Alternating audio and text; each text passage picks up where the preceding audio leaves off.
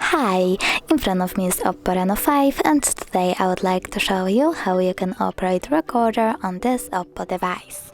Start by opening folder tools over here and tapping on recorder. Normally you need to tap allow, but I already did that, so I can click on the red button right away. And as you can see, my recording is now turned on. You can pause it and unpause it by clicking on the same red button, or save it by clicking on the right one. Now name your recording however you want to, and when you're done, click at the top right corner of this pop-up. As you can see, my recording was successfully named and saved.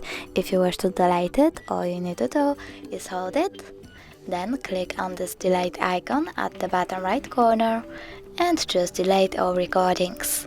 Thanks so much for watching. If you enjoyed this video, don't forget to leave a like, comment and subscribe. Bye!